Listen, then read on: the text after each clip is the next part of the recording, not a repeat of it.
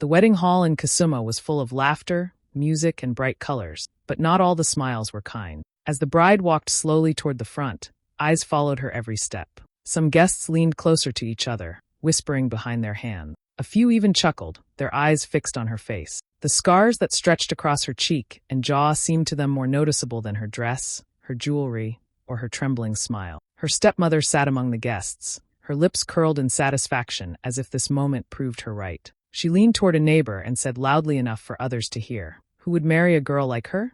Look at that face. No man deserves such shame." The words carried quickly, feeding the quiet laughter and whispers in the room. The bride heard it all. Every glance, every giggle, every cruel word pressed down on her chest like a stone. Still, she lifted her chin and forced her lips into a smile. Tears welled in her eyes, but she refused to let them fall. She had waited for this day, and though the world seemed eager to mock her, she would not let them see her break. Behind her smile was a storm of pain, but also a flicker of strength, hidden but alive. She was not always the girl people laughed at. Once, she had been a lively child, running through the dusty paths of her village with joy in her eye. But everything changed one night when fire swallowed their small home. She had been only 8 years old when the flames trapped her inside. In the chaos, she tried to escape, but the heat was fierce, and the fire licked her skin before neighbors could pull her out. The little girl who went into the fire came out alive, but marked forever. Her smooth skin was gone, replaced with scars that no child could understand. At first, she thought she would heal. She waited for the day her face would look like it used to, but the scars never left. Soon the whispers began. Children in the neighborhood pointed at her when she passed.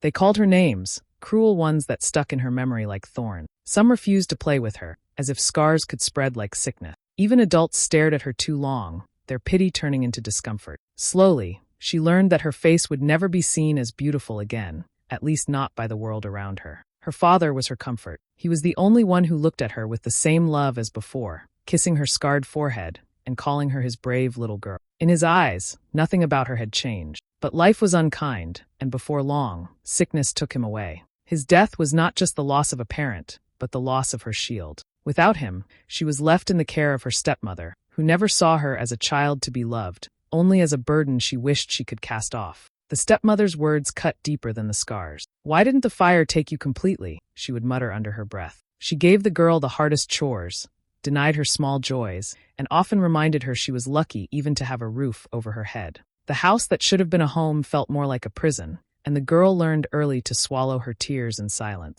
As she grew older, the pain never truly left her. The world outside mocked her, and the world inside her home rejected her. Yet somewhere in her heart, she carried the memory of her father's voice, telling her she was more than her scars. That memory became her only comfort, her small light in the long, dark years that followed.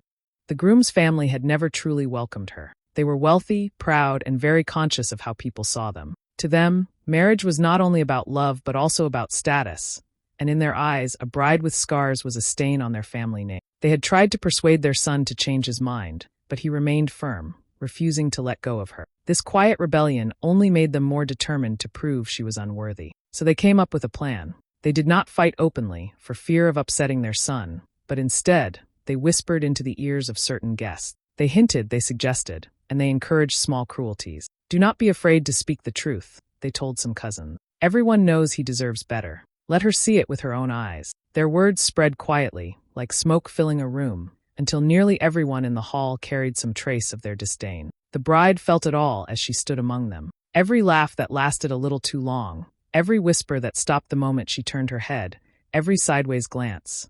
It all told her what they thought. She tried to focus on the ceremony, but their voices reached her, cutting through the music and the prayers. "Why her?" one woman muttered. "He could have any girl he wanted." Another voice followed, crueler. "He is handsome, rich, and young. She is well, look at her. This is not a match, it's a mistake." The words pierced her like knives. She lowered her eyes, pretending not to hear, but her heart was racing. She wondered if perhaps they were right. Maybe he did deserve someone better. Maybe she was nothing but a scarred reminder of tragedy, an unwanted guest in her own wedding. For a moment her smile faltered, and her hands trembled as she clutched the edge of her veil. But when she looked up she saw him, her groom, calm and steady, his eyes only on her. While the world around her was filled with cruelty, he was her one anchor, and in that silent gaze, she felt both love and defiance. The guests could whisper all they wanted, but deep down, she knew there was a truth they did not understand. What bound them together was something scars could never erase. Still, the sting of their judgment lingered. Every whisper she overheard planted a seed of pain,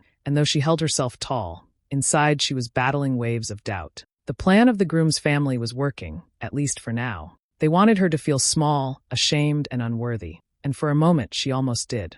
The whispers were sharp, the laughter louder than it should have been, but the bride did not let her knees give way. She held her back straight, her chin lifted just enough to hide the storm inside her chest. Every step she took felt heavier than the last, but she kept walking with grace, as if the scars on her face did not exist. Her silence was not weakness.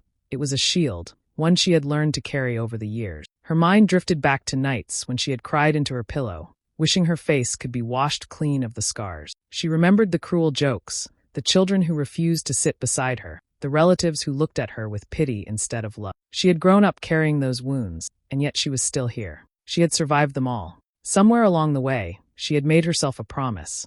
My scars will not define my worth. People can mock my face, but they will never own my soul. That promise returned to her now, as strong as the day she first whispered it to herself. It reminded her that she was more than the skin she wore. The fire may have marked her body, but it had also shaped her spirit into something unbreakable. She was not just a scarred bride standing before a judgmental crowd. She was a woman who had endured pain most of them could never imagine, and yet she stood with dignity. Guests leaned closer, waiting for her to break. Some wanted to see tears run down her cheeks, to confirm the cruelty of their word. But instead, they saw something else.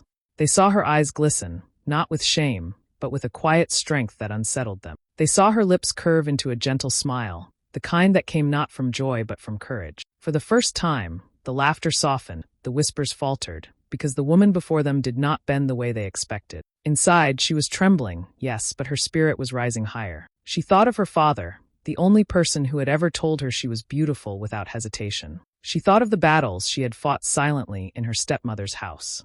She thought of every scar that told a story of survival, not defeat. And in that moment, she realized that this hall full of people did not have the power to break her. The strength she carried was not loud or dramatic. It was silent, steady, and undeniable. Like a flame that refuses to be put out, her courage glowed brighter the more the world tried to smother it. And though no one could hear it, her heart whispered again, "My scars are not my shame. They are my crown." The church grew silent when the priest raised his hand and called for the vows. The music faded, the whispers hushed, and all eyes turned toward the bride and groom standing side by side. This was the moment everyone had been waiting for, not because of love or holy promises, but because the veil still hid her face. Beneath the white lace, her scars were hidden from view, and the crowd buzzed with a cruel kind of curiosity. They wanted to see. They wanted to gasp.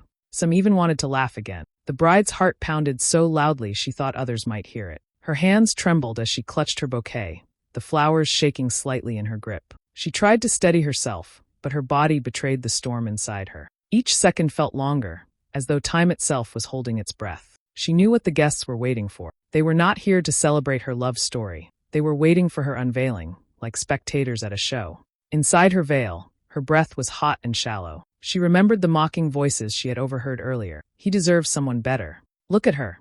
This is a mistake. The words returned now like echoes, feeding her fear. What if even he, her groom, faltered in this moment? What if the weight of their judgment made him doubt his choice? The thought cut her deeply, and yet she stood still, unwilling to collapse before. She turned her eyes slightly toward him, and there he was, her groom, her anchor. His face was calm, his posture steady, his gaze fixed on her and only her. While the guests craned their necks, waiting for shame, he stood as if the crowd did not exist. In his eyes, there was no fear, no hesitation, only a quiet strength that spoke louder than words. It was as if he was telling her, without moving his lips, "I see you, and I choose you." The priest's voice broke through her thoughts, steady and solemn. He spoke of love, of sacrifice, of vows that bound two souls as one. Yet in the crowd, there was an eager restlessness. Some leaned forward, eyes sharp, ready to drink in the sight of the scars they had been whispering about all day. The air was heavy, thick with both anticipation and cruelty. The bride took a deep breath beneath her veil. Her heart was heavy, her body weak, but her spirit was still holding on. She did not know what would happen when the lace was lifted, but she knew this.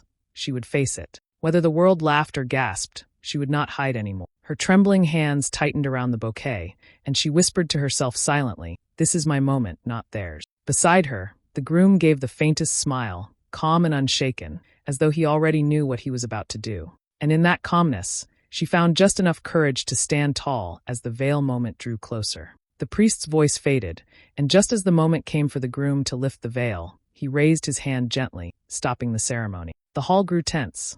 Guests leaned closer, eager to witness what they thought would be the grand reveal. But instead of touching the veil, the groom turned to face the crowd. His voice was calm, but strong enough to echo through the silence. "Before I show you my bride's face," he began, "I want you to hear her truth, because what many of you see as shame, I see as honor." His words cut through the room like a blade. The whispers stilled, the laughter died. Every head tilted forward, curiosity sharpening into attention. He paused, then continued, his eyes never leaving the faces of those who had mocked her. "Some of you wonder why I chose her. Let me tell you. A few years ago, I was in a terrible road accident. My car overturned. I was bleeding, slipping away, and no one dared to come close.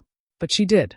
She didn't think of herself. She ran to me, pulled me out, and carried me to safety. Even as she was hurt, even as her body shook with pain, she stayed with me until I reached the hospital. If not for her, I would not be alive, standing here today." The bride's eyes widened under her veil. She had never expected him to share that memory here, before everyone. The hall was quiet now, but he wasn't finished. His voice grew deeper, more certain. "And those scars you laugh at," he said, his gaze sweeping the room. "Do you know where they came from?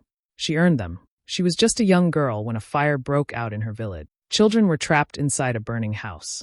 While others stood back, she ran in. She pulled them out one by one, and in doing so, the flames marked her forever. These scars are not ugly. They are proof of her courage, her sacrifice, and her heart." A heavy silence fell. The same mouths that had whispered cruel words were now shut tight. The same eyes that had stared at her in mockery now lowered in shame. The weight of his words filled the room, pressing down on every guest.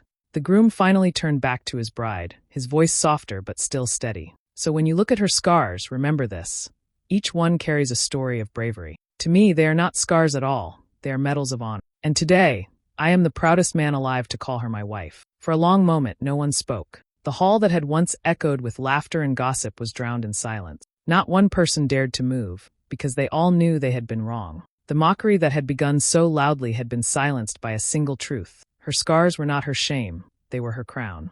The groom turned back to her slowly, and with hands steady and sure, he reached for her veil. The hall was so quiet that even the sound of the fabric moving seemed loud. The bride's breath caught in her chest. For years, this veil had been her shield, the thin lace hiding the part of her face the world never forgave. Now, in front of everyone, that shield was about to disappear. He lifted it carefully, as if unwrapping something sacred. The lace slipped back, and her face was revealed under the golden light of the church.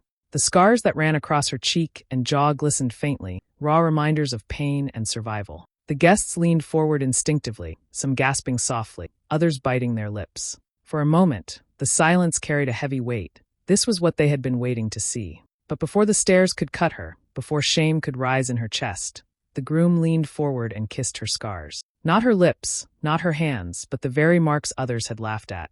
He pressed his lips gently against them, as if they were treasures. The hall stirred in shock. No one expected it. It was not pity, it was not sympathy, it was love, pure and fearless. Then he spoke, his voice steady and filled with pride. "These scars," he said, looking straight at the crowd, "are not flaws. They are my wife's crown of bravery. They tell the story of who she is, and I am honored to spend my life with her." His words rang through the hall like a bell, impossible to ignore. The bride's eyes filled with tears, not of pain this time, but of relief. For the first time, her scars were not being hidden, defended, or excused. They were being celebrated. She felt her heart swell as his words wrapped around her like an embrace stronger than any veil could ever give. The guests could not hide their change. Faces that had once smirked now turned red with shame. Some lowered their heads, unable to meet her eyes. A few covered their mouths, as if the weight of their earlier laughter now burned their tongues. The stepmother, who had once mocked her so loudly, sat frozen, her face pale and stiff. No words came from her lips. In that moment, the bride no longer felt like a victim standing under judgment. She stood like a queen, unveiled and unafraid, with her husband's hand holding hers firmly. The hall that once seemed so cruel now bowed silently to the truth of her strength and his love. The silence in the hall stretched on after the groom's words, and it was almost too heavy to bear. Then slowly, something began to shift. A few guests lowered their eyes, unable to look at the bride after what they had just heard. The same mouths that had whispered cruel things now stayed shut, pressed tight in guilt. One woman in the second row wiped her eyes, her face wet with tears. Another man cleared his throat nervously, his earlier laughter echoing in his mind like a crime. The bride stood there quietly, her scars no longer hidden, but for the first time, no one dared to mock them. Instead, tears began to fall among the very people who had mocked her most. Some cried openly, ashamed of their own hearts. They realized they had judged her without knowing her story, had laughed at the very marks that proved her courage. The stepmother, who had always been so quick to scorn, sat stiff and frozen. Her lips parted slightly, but no sound came out. Her face turned pale, as if all the color had drained from it. She had built her pride on belittling the girl, on calling her unwanted and unworthy. Now, in front of everyone, that pride shattered into pieces. She could not hide behind her sharp words anymore, because the truth was louder than her cruelty. She stared at the bride as though seeing her for the first time, but this time with shame burning her cheeks. Slowly, the whispers returned, but they no longer carried mockery. They sounded softer now, like confessions. "She is beautiful," someone whispered. "More beautiful than all of us." Another voice followed, trembling with emotion. "Those scars are not scars, they are proof she is braver than any of us here." The words spread through the hall, changing the air itself. The same crowd that had gathered to laugh was now bowing its head in respect. The bride felt it all, the tears, the silence, the shame, the new admiration. For so long, she had lived as if her scars were a curse. For so long, she had hidden her pain. Yet now, before all these witnesses, her scars had become her crown. The people who once rejected her were forced to honor her. And still, she did not gloat. She did not smile with pride or throw their cruelty back at them. She simply stood with quiet grace, her husband's hand in hers, as if to say, "I don't need your approval anymore. I have already won." That silent dignity made her even greater in their eyes, and the guests knew they would never forget what they had witnessed. The ceremony ended, but the silence still lingered in the hall like a shadow. The bride, once the center of cruel whispers, now stood tall with her hand in her husband. Slowly, they began to walk down the aisle together. Each step felt different now, not heavy with shame as before, but light, proud, and free. The veil no longer covered her face, and she didn't try to hide. For the first time in her life, she walked openly, her scars glowing in the light, her head held high. As she passed through the crowd, guests who had laughed at her earlier now lowered their heads in guilt. Some could not hold back tears and rushed toward her, their voices breaking as they tried to apologize. "Forgive us," one woman said, her eyes red. "We didn't know, we were wrong." Another man stammered, "Please forgive what I said. I was blind." Their words spilled out, desperate, but the bride did not stop or let bitterness take over. Instead, she gave them a gentle smile, a smile full of grace, the kind only someone who has suffered deeply could offer. She did not scold them, did not remind them of their cruelty. Her silence was her answer, and in that silence, her dignity spoke louder than any harsh reply ever could. Her calm smile broke them even more, for they knew she had every right to hate them, but instead, she chose mercy. Her stepmother sat frozen, unable to move, unable to speak. She had been the loudest voice of scorn, yet now she couldn't even lift her eyes to face the girl she had mocked all her life. The bride glanced at her for a brief moment, not with anger but with quiet strength, then looked away. That single glance was enough. It told her stepmother that her power over her was gone forever. The groom's hand held hers firmly, grounding her as they stepped out of the hall together. He leaned close and whispered, his voice steady and warm. "Now the world knows your truth." His words wrapped around her heart like a shield, and tears finally slipped from her eyes, not from sadness but from relief. Outside, the sun was shining brightly, and the air felt different. The mocking laughter of the morning was gone, replaced with silence and awe. She had walked into the hall as a woman the world pitied, mocked, and rejected. She walked out as a woman who had turned pain into power, shame into honor. And though the journey had been hard, this moment was her victory, written on every scar she carried with pride. The story of the wedding did not end inside the hall. By the next morning, it had spread across Kisumu like fire. Newspapers carried bold headlines. "Scarred Bride Becomes Hero of Kisumu." Photographs of the moment the groom kissed her scars were printed on the front page, and soon the story reached beyond the town. Radio stations spoke about her bravery, and people on the streets repeated her name with admiration. Women who had always hidden their own scars, whether on their bodies or in their hearts, found new courage in her story. Letters and messages began pouring in, some saying, "Because of you, I can finally look at myself without shame," others writing, "You gave me hope." She had not just married her love, she had unknowingly become a voice for thousands who had suffered in silence. One evening, after the noise and excitement had settled, she stood quietly in her room, facing a mirror. The reflection staring back at her was the same face the world once mocked, the same scars, the same marks of fire. But tonight they looked different. They shone under the soft light, not as flaws, but as symbols of survival and strength. She touched her cheek gently, her lips curving into a soft smile. With a whisper only the mirror heard, she said, "I was mocked, but now I am celebrated." And in that moment, she finally believed it.